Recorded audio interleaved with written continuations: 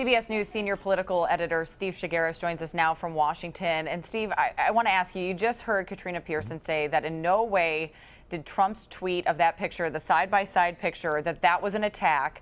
What do you make of that rationale, and should the Super PAC be held accountable? Yeah, so I mean, I'm not going to get into whether a retweet is an attack. It's Twitter. I don't know what kind of impact this is actually these tweets actually have on voters. But I do want to point out that the original ad that was put out by the pro-Cruz Super PAC was a paid advertisement that was directed at voters, that asked voters to either vote for Cruz or against Trump based on the picture they showed of Melania Trump. And it's going to be up to voters to decide whether that is more of an attack than a Donald Trump retweet of a picture of Heidi Cruz. I'm not the one to decide that. That's up to the voters to decide. It just seems to me that the ad that actually started this, Cruz has to answer for that too, and he's not. And it's sort of interesting that we're sort of piling on the reaction to it, which I think rightfully so, because it plays into a narrative of Donald Trump disrespecting women. But at the same time, Cruz has some questions to answer too, and he could have forcefully denounced that pro-Cruz Super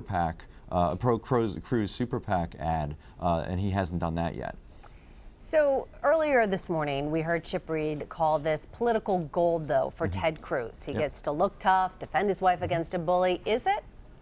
Sure. I mean, and the narrative is playing into or against Trump, because basically Trump has a history of making these statements against women, and anytime he comes out in any kind of fight that involves disrespecting women, he's not going to come out looking very good. And I think that retweet plays into that narrative of him not being fully respectful, at least what his critics say, not being fully respectful of women. So Cruz can come out and play the victim here. But at the same time, the reality is Cruz did see what the original ad was, and maybe Cruz could have said something about it. But you're right. I think Cruz coming out, talking directly to the camera, saying Trump is a bully, it's a definite moment for Cruz. And that video, that image of Cruz defending his wife is getting a lot of play. It's a definite golden moment for Cruz.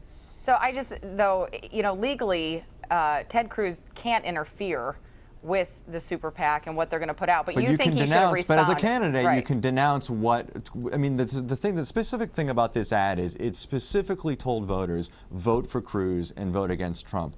Cruz could come out and say something to the effect of, I don't appreciate an organization that I'm not working with telling voters to vote for me when I disagree with that kind of advertisement. He didn't do that. And so, I guess my point is he should be questioned about that, I think, a little bit more. But at the same time, Trump's response, Trump's response may have gone over the top. Some people look at what Trump said in response and are not happy with it, and that's a legitimate beef as well.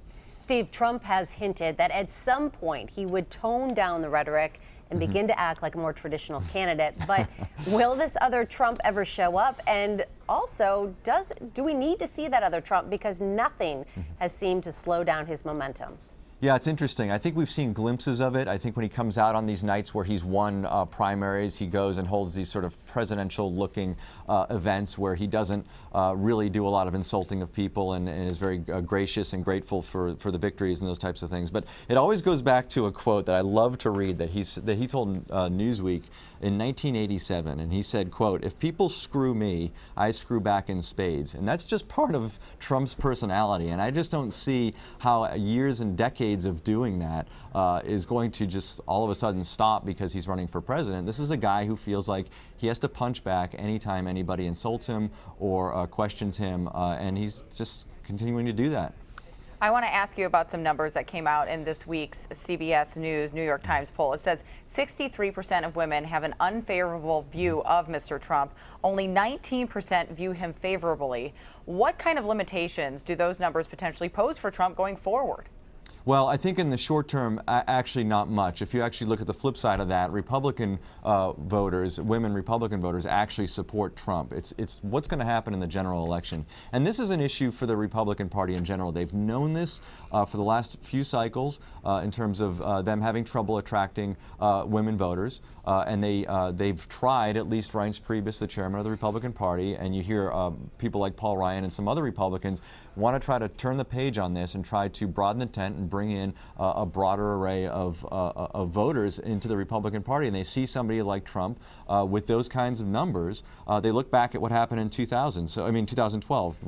Mitt Romney got 44% of the women vote. And so they got to build on those numbers if they want to win the presidency. And to have those kind of negative numbers for their nominee, their presidential nominee, they're worried not only about losing the presidency, but they're worried about what kind of effect it will have on Senate, House, and other races in the fall as well. All right, Steve Chaggaris, always great to have you. Thank you. Thanks. Always a pleasure. For more politics this weekend, don't forget to tune in to Face the Nation. Moderator John Dickerson's guests include Texas Republican Congressman Michael McCall and NYPD Deputy Commissioner John Miller. That's this Sunday on CBS and at noon Eastern on CBSN.